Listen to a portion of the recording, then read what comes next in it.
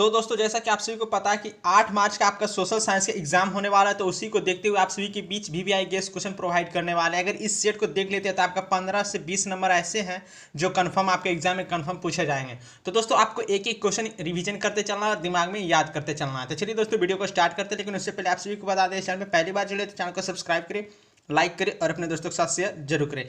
देखिए दोस्तों, पहला नंबर प्रश्न बोला गया है, 3 कटिया प्रणाली लागू हुआ था। किस पर लागू हुआ था? ये लागू हुआ था किसानों पे। तो राइट आंसर डी हो जाएंगे। दूसरा प्रश्न, भारतीय कम्युनिस्ट पार्टी की स्थापना किसने की? किसने की दोस्तों? एम.एन. राय ने किए थे। तो राइट आंसर ए हो जाएंगे। तीसरा प्रश्न पूछा गया, पटना में गोलघर का निर्माण किस वर्ष किया गया? किस वर्ष किया गया? 1786 ईस्वी में गोलघर का निर्माण किया गया था, जो कि पटना में स्थित है। तो राइट आंसर सी हो जाएंगे। देखिए चौथा नंबर प्रश्न बोला जा रहा है, प्राकृतिक गैस किस खनिज के साथ पाया जाता है? किस खनिज के साथ पाया जाता है? ये पाया जाता है आपका पेट्रोलियम। तो राइट आंसर बी हो जाएंगे। पांचवा प्रश्न बोला जा रहा है, भारत की अर्थव्यवस्था का मुख्य आधार क्या है? मुख्य आधार क्या है दोस्तों? कृषि। तो राइट आंसर ए हो जाएंगे। देखिए छठा नंबर प्रश्न पूछा गया था, सिंदरी कहाँ स्थित है?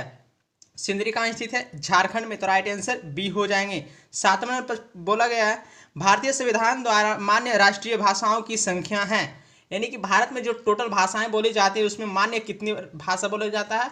तो मान्य जो है आपका 22 भाषा का है भारत में। तो राइट आंसर डी हो जाएंगे। देखिए आठवां नंबर प्रश्न बोला जा रहा है, संपूर्ण देश में चुनाव कार्य संपन्न कराने वाली संस्था का नाम है। संस्था का क्या नाम है? भारतीय निर्वाचन आयोग। तो राइट आंसर सी हो जाएंगे। नौवां प्रश्न है, मानवीय पूंजी निर्माण के मुख्य घटक है। मुख्य घटक क्या है दोस्तों? उपयुक्त सभी हो जाएंगे, आवास, स्वास्थ्य सेवाएं, शिक्षण एवं प्रशिक्षण। तो राइट आंसर डी हो जाएंगे। देखिए 10वां प्रश्न बोला जा रहा है, नई आर्थिक नीति में किसे सम्मिलित किया गया? किससे सम्मिलित किया गया है दोस्तों? इन सभी को, निजीकरण, उदारीकरण, वैश्वीकरण। तो राइट आंसर डी हो जाएंगे। ये सब अक्सर एग्जाम में क्वेश्चन पूछे जाते हैं, जैसा कि ऑलरेडी आप सभी देख चुके हैं कि कैसा किस प्रकार का क्वेश्चन पूछा जाता है एग्जाम में। 11वां प्रश्न बोला जा रहा है, वल्लभ भाई पटेल को सरदार की उपाधि किस किसान आंदोलन के दौरान दी गई है? किसमें दी गई थी दोस्तों? बारदोली किसान आंदोलन। देखिए 12वां प्रश्न बोला गया, असहयोग आंदोलन का प्रस्ताव कांग्रेस के किस अधिवेशन में पारित हुआ? किस अधिवेशन में पारित हुआ? ये सितंबर 1920 ईस्वी, यानी कि कलकत्ता अधिवेशन। तो राइट आंसर ए हो जाएंगे। 13वां प्रश्न बोला जा रहा है, समाजवादियों की इकाबिल किसे कहा जाता है? किसे कहा जाता है दोस्तों? ये कहा जाता है आपका 10 कैपिटल को। तो राइट आंसर ए हो जाएंगे। 14वां प्रश्न बोला जा रहा है, जेनेवा समझौता कब हुआ था? कब हुआ था? ये हुआ था आपका 1954 में। 15वां प्रश्न बोला गया है, जर्मन राइन राज्य का निर्माण किसने किया था? किसने किया था दोस्तों? नेपोलियन बोनापार्ट ने निर्माण किए थे। तो राइट आंसर बी हो जाएंगे। 16वां प्रश्न बोला जा रहा है, साम्यवादी शासन का पहला प्रयोग कहाँ हुआ था? पहला प्रयोग जो हुआ था रूस में हुआ था। तो राइट आंसर ये हो जाएंगे। 17वां प्रश्न है, भारतीय राष्ट्रीय कांग्रेस की स्थापना कब हुई? कब हुई थी दोस्तों?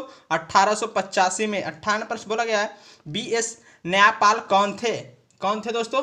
ये जो थे आपके नोबेल पुरस्कार विजेता थे। तो राइट आंसर ए हो जाएंगे। 19वां प्रश्न बोला जा रहा है, किसने कहा था मुद्रण ईश्वर की दी हुई महानतम देन है, सबसे बड़ा तोहफा? किसने कहा था दोस्तों? ये कहे थे आपका मार्टिन लूथर। तो राइट आंसर बी हो जाएंगे। 20वां प्रश्न है, फॉरवर्ड ब्लॉक की स्थापना किसने की थी? ये आपका एग्जाम में पूछा गया था, तो इसको दिमाग में नोट कर लीजिएगा। फॉरवर्ड ब्लॉक की स्थापना जो है किसने किए थे? ये किए थे आपका सुभाष चंद्र बोस। तो राइट आंसर बी हो जाएंगे। 21 नंबर प्रश्न बोला गया है, बृहद क्षेत्र में जल की उपस्थिति के कारण की पृथ्वी को कहते हैं, पृथ्वी को क्या कहते हैं? नीला ग्रह। तो राइट आंसर बी हो जाएंगे। 22वां प्रश्न है, भाखड़ा नंगल परियोजना किस नदी पर अवस्थित है? किस नदी पर अवस्थित है? सतलज। तो राइट आंसर सी हो जाएंगे। 23 नंबर प्रश्न बोला जा रहा है, पूर्व मध्य रेलवे का मुख्यालय कहाँ है? कहाँ है दोस्तों? हाजीपुर, जो कि बिहार में पड़ता है। 24वां प्रश्न है, कहलगांव तापीय विद्युत परियोजना किस जिले में अवस्थित है? किस जिले में अवस्थित है दोस्तों? भागलपुर में। तो राइट आंसर ए हो जाएंगे। 25वां प्रश्न बोला जा रहा है, भारत में सबसे पहली रेलगाड़ी किन स्टेशनों के बीच चली थी? किसके किसके बीच चली थी? मुंबई से थाने। 26वां प्रश्न बोला जा रहा है, भारत में कौन सा राज्य सबसे अधिक गेहूं उत्पन्न करता है? सबसे अधिक गेहूं उत्पन्न जो करता है उत्तर प्रदेश। तो राइट आंसर सी हो जाएंगे, यानी कि यूपी। 27वां प्रश्न बोला जा रहा है, किस फसल को सुनहरा रेशा कहा जाता है? किसे कहा जाता है दोस्तों? जूट को। तो राइट आंसर ये हो जाएंगे। 28वां प्रश्न, चाय के उत्पादन में विश्व में भारत का स्थान क्या है? कौन सा स्थान है दोस्तों? ये जो है आपका दूसरा। तो राइट आंसर बी हो जाएंगे। देखिए 29वां प्रश्न बोला जा रहा है, भारत का प्रथम तेल शोधक कारखाना कहाँ स्थित है? कहाँ स्थित है? ये है आपका डिगबोई, जो कि कहाँ पड़ता है? असम में। तो राइट आंसर सी हो जाएंगे। तीसरा प्रश्न है, विश्व पर्यावरण दिवस कब मनाया जाता है? कब मनाया जाता है पर्यावरण दिवस? 5 जून को। तो राइट आंसर ए हो जाएंगे। देखिए आपका 31वां प्रश्न दोस्तों, सत्ता में भागीदारी की सर्वोत्तम प्रणाली कहाँ विकसित की गई है? कहाँ विकसित की गई है दोस्तों? ये की गई थी बेल्जियम में। तो राइट आंसर ए सी हो जाएंगे। देखिए 32वां प्रश्न है, ताड़ी विरोध आंदोलन निम्नलिखित में से किस प्रांत में शुरू किया गया? किस प्रांत में शुरू किया गया? आंध्र प्रदेश। तो राइट आंसर सी हो जाएंगे। 33 नंबर आपका प्रश्न बोला जा रहा है, भारत में वित्तीय वर्ष कहा जाता है, कब से कब तक कहा जाता है वित्तीय वर्ष? तो ये कहा जाता है आपका 1 अप्रैल से 31 मार्च तक, जिसको कहते हैं मार्च क्लोजिंग। तो राइट आंसर सी हो जाएंगे। अभी मार्च क्लोजिंग चल रहा है। देखिए दोस्तों, आप सभी को बता दें 34 नंबर जो प्रश्न बोला जा रहा है, लोकतंत्र में चुनाव में भाग लेने और प्रतिनिधियों को चुनने का अधिकार किसे है? किसे है दोस्तों? अपने प्रतिनिधियों को चुनने का जो अधिकार है किसे है?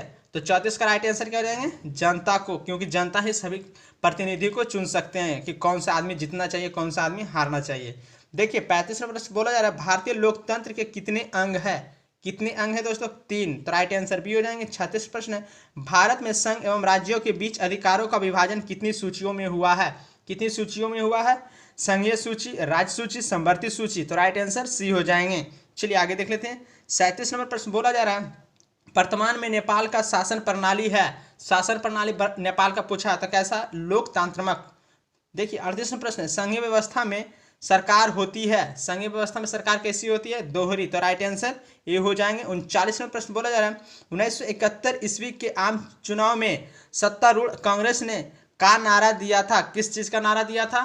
तो गरीबी हटाओ का नारा दिया था। तो राइट आंसर ये हो जाएंगे। 40वां प्रश्न, संपूर्ण क्रांति का आह्वान ने दिया था, किन्होंने दिए थे दोस्तों? ये दिए थे आपका जयप्रकाश नारायण। तो राइट आंसर ये हो जाएंगे। देखिए आपका 41 नंबर प्रश्न बोला जा रहा है, भारत में योजना आयोग का गठन कब किया गया था? ये किया गया था आपका 15 मार्च 1950 को। 42 नंबर प्रश्न है, प्लास्टिक मुद्रा है, प्लास्टिक मुद्रा जो है आपका ATM है। तो राइट आंसर ये हो जाएंगे। 43 प्रश्न, भारत की वित्तीय राजधानी किस वर्ष को कहा जाता है? यानी कि बीता हुआ राजधानी किसे कहा जाता है? मुंबई को। तो राइट आंसर ये हो जाएंगे। चलिए आगे देख लेते हैं। अगर वर्तमान में पूछेगा भारत का वित्तीय तो मुंबई हो गया, अगर वर्तमान में पूछेगा तो नई दिल्ली हो जाएगा। देखिए आपका 44वां प्रश्न है, उपभोक्ता अधिकार दिवस कब मनाया जाता है? 15 मार्च को मनाया जाता है उपभोक्ता अधिकार दिवस। 45वां प्रश्न है, भारत में सहकारिता आंदोलन का प्रारंभ कब हुआ? प्रारंभ जो है कब हुआ था दोस्तों? 1904 में। तो राइट आंसर ये हो जाएंगे।